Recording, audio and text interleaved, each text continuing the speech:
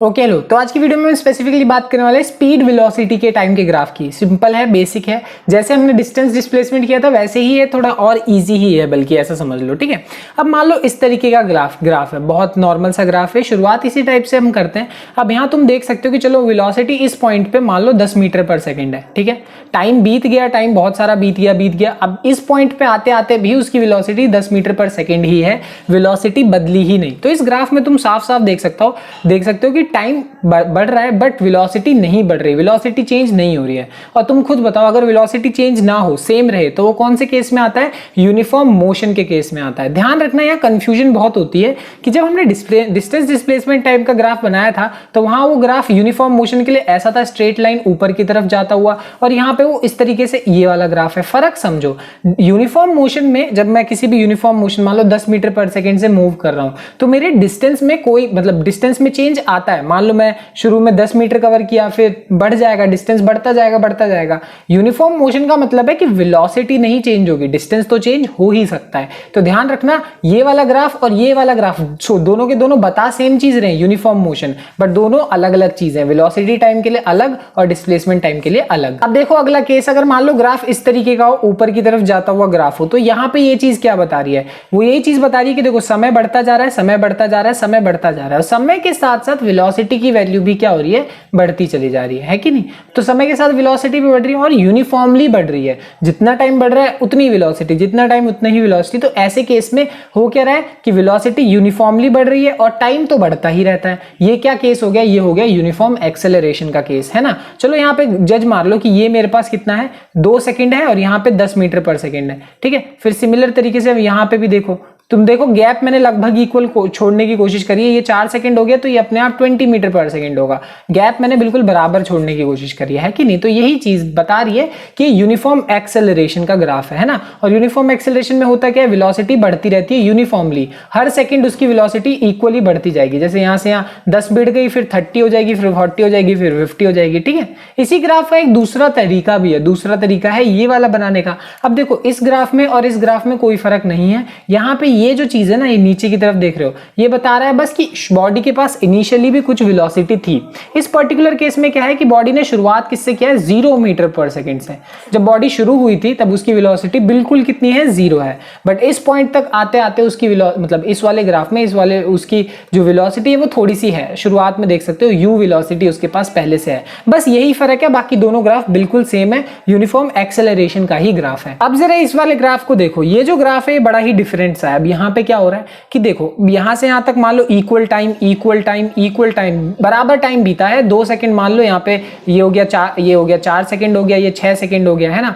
तो equal time में velocity equal ही नहीं बढ़ी, शुरुआत में थोड़ी सी बढ़ी, फिर बहुत ज्यादा बढ़ी और उसके बाद तो कुछ ज्यादा ही बढ़ गई। तो तुम देख रहे हो यहाँ वेलोसिटी बढ़ रही है और बहुत बुरी तरह बढ़ रही है, बहुत ज्यादा स्पीड से मतलब बहुत ज्यादा बढ़ रही है कि नहीं? तो यहाँ पे वेलोसिटी बढ़ रही है बट नॉन यूनिफॉर्मली। ठीक है, पहले कम बढ़ी, फिर धीरे धीरे ज्यादा बढ़ने लगी। तो ऐसे केस में हम क्या बोलेंगे? इंक्रीजिंग एक्सेलरेशन का केस है। मतलब यहाँ पे वेलोसिटी बढ़ तो रही है बट बहुत ज्यादा बढ़ रही है। क्यों? क्योंकि एक्सेलरेशन ही बदलता जा रहा है। अब पिछले केस में क्या था? एक्सेलरेशन पूरी जर्नी में सेम था। मान लो 2 मीटर पर सेकेंड, मान लो 2 मीटर पर पूरी जर्नी में सेम था। अब एक्सेलरेशन पहले मान लो 1 मीटर पर सेकेंड है, फिर 2 मीटर पर सेकेंड हुआ, फिर 3 मीटर पर सेकेंड हुआ, और समय के साथ एक्सेलरेशन की वैल्यू बढ़ती जा रही है। और जब ऐसा होगा तब ग्राफ हमारा इस तरीके का होगा। तो अब इसी चीज का जस्ट उल्टा, अब यहाँ पे देखो फिर से इक्वल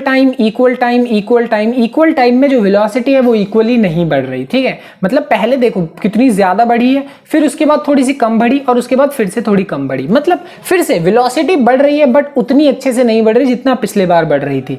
बढ़ दोनों में ही रही है, ऐसा मत समझ लेना कि उस टाइम बढ़ रही है इस टाइम घट रही है। नहीं, पहले भी बढ़ रही थी, अभी भी बढ़ रही है, बट फर्क ये है कि अब जो नॉन यूनिफॉर्मली बढ़ रही है ना, पहले ऐसा केस था कि मान लो पहले 10 मीटर पर सेकंड हुआ, है ना, फिर 50 मीटर पर सेकंड हुआ, फिर 150 मीटर पर सेकंड हो गया, बहुत बुरी तरह बढ़ती जा रही है। अब ऐसा नहीं है, अब मान लो ऐसे 10 मीटर पर सेकंड हुआ, है ना, उसके बाद 20 मीटर पर सेकंड हुआ, फिर 22 मीटर पर सेकंड हुआ। देखो पहले 10 का गैप, फिर 2 का गैप, मतलब अब वेलोसिटी के बढ़ने का गैप गैप कम होता जा रहा है। अब ऐसा कब होगा? जब मेरे पास डिक्रीजिंग एक्सेलरेशन हो। डिक्रीजिंग एक्सेलरेशन का क्या मतलब? शुरुआत में एक्सेलरेशन मान लो 3 है, फिर उसके बाद मेरे पास कितना है? 2 है, फिर उसके बाद 1 हो गया। जब एक्सेलरेशन डिक्रीज होता जाएगा, एक्सेलरेशन ए की वैल्यू डिक्रीज होगी, तब मुझे इस तरीके का ग्राफ देखने को मिलेगा। अब हमारे पास ग्राफ है इस तरीके का। अब यहाँ पे ये जो ग्राफ है इसमें देख सकते हो कि शुरुआत में उसके पास अच्छी खासी कुछ वेलोसिटी थी, मान लो चलो 10 मीटर पर सेकंड, अच्छी खासी वेलोसिटी थी। समय के साथ वेलोसिटी घट रही है और घटते घटते एक टाइम ऐसा आया कि वेलोसिटी कितनी हो गई? 0 हो गई।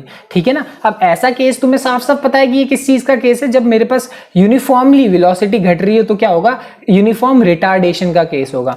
यूनिफॉर्म एक्सेलरेशन का केस था तब मेरे पास ग्राफ इस तरीके का था। अब यूनिफॉर्म रिटार्डेशन का केस है तो ग्राफ नीचे की तरफ जा रहा है कि नहीं? सिंपल सी बात है। रिटार्डेशन का मतलब अब मेरे पास एक्सेलरेशन की वैल्यू माइनस में है, चाहे जो भी हो, चाहे जो भी उसकी वैल्यू हो, बट वो माइनस में है और पूरी जर्नी में सेम है। ऐसा नहीं है कि एक्सेलरेशन की वैल्यू बदल रही है, नहीं, इसमें एक्सेलरेशन की वैल्यू सेम है बट नेगेटिव में है, तो इसीलिए ग्राफ नीचे की तरफ आ रहा है। और देख सकते हो ये जो theta is equal to greater than 90 degree है, वो स्लोप बता रहा है। और मैंने स्लोप के लिए तुम्हें बताया था, मैं डिटेल में अलग वीडियो बताऊंगा उसके बारे में। अब देखो सबसे इंटरेस्टिंग केस, अगर मान लो मेरे पास ग्राफ कुछ इस तरीके का है, ठीक है, तो अब इस ग्राफ कुछ इस तरीके का है, तो यहां तुम बोलोगे शुरुआत में उसके पास वेलोसिटी थी कुछ, फिर उसके पास वेलोसिटी जो थी एक पॉइंट पे जाके उसकी 0 हो गई, फिर उसके बाद वेलोसिटी उसकी नेगेटिव हो रही है। नेगेटिव हो रही है से क्या मतलब है? अब वेलोसिटी बढ़ तो रही है बट दूसरी डायरेक्शन में बढ़ रही है। ठीक है ना? मान लो मेरा ये पॉइंट स्टार्टिंग पॉइंट है और मैं अगर बोलूं मेरे लिए ये डायरेक्शन पॉजिटिव है और ये डायरेक्शन नेगेटिव है, ठीक है, अगर तुम इस डायरेक्शन में जाओगे तो पॉजिटिव होगा और इस डायरेक्शन में जाओगे तो नेगेटिव होगा। यही एक छोटी सी कहानी है। तो मतलब यहां से जब जर्नी हो रही है ना, तो वो ये बता रहा है कि जहां से तुम चाहते हो वो उल्टी डायरेक्शन में मूव कर रहा है। वेलोसिटी बढ़ रही है बट नेगेटिवली बढ़ रही है। हो क्या रहा है ओवरऑल इस जर्नी में? क्या हो रहा है कि पहले तो वेलोसिटी डिक्रीज हुई, उसके बाद 0 हुई और 0 होने के बाद वो इंक्रीज हो रही है, वो भी अपोजिट डायरेक्शन में। और इसका सबसे बढ़िया केस, सबसे बढ़िया एग्जांपल है बॉडी प्रोजेक्टेड अपवर्ड्स। अब मैं किसी बॉडी को ऊपर, बॉल को ऊपर फेंकता हूं, मान लो, तो मैंने उसको ऊपर फेंका। अब ऊपर फेंका, तुम्हें पता है एक पॉइंट पे जाने के बाद उसकी वेलोसिटी कितनी हो जाएगी? 0 हो जाएगी। तो तुम्हें पता है तुमने कुछ वेलोसिटी से उसको फेंका होगा, ऊपर जाते जाते जाते उसकी वेलोसिटी 0 हो गई और फिर वो वापस आएगा नीचे की तरफ और उसकी वेलोसिटी बढ़ती चली जाएगी, है कि नहीं?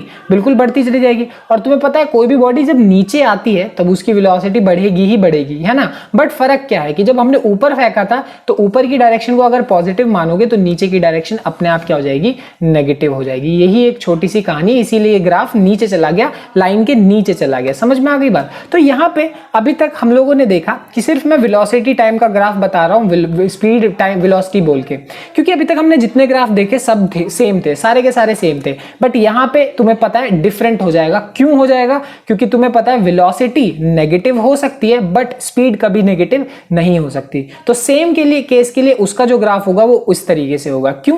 क्योंकि वो यहां से यहां तक स्पीड गई 0 हुई, फिर उसके बाद स्पीड बढ़ने लगेगी, बट इसकी स्पीड कभी नेगेटिव नहीं हो सकती ना, इसीलिए एक्सिस के ऊपर है। इसकी नीचे जाने का रीजन है क्योंकि वो वेक्टर क्वांटिटी है, वेक्टर क्वांटिटी नेगेटिव हो सकती है। ये स्पीड है, ये स्केलर क्वांटिटी, ये कभी नेगेटिव नहीं हो सकती, इसीलिए वो ऊपर की तरफ जाएगा हमेशा, ध्यान रखना। तो दोनों के दोनों सेम केस के लिए ग्राफ है। बॉडी को ऊपर फेंका है, ऊपर फेंकती हुई बॉडी के लिए सेम ग्राफ है, बट वही मतलब केस सेम है, ग्राफ थोड़े डिफरेंट हो गए। ठीक है, यहाँ पे भी डिक्रीज यूनिफॉर्मली और उसके बाद इंक्रीज हो रही है, बॉडी प्रोजेक्टेड अपवर्ड्स का केस है। ठीक है, तो ये थे velocity time speed time graph के जितने पॉसिबिलिटीज थी। हालांकि ग्राफ तो इनफाइनाइट हो सकते हैं, बट जितने हमें समझने हैं मेजरली उतने मैंने तुम्हें बता दिए। मिलते हैं अब अगली क्लास में, बाय बाय।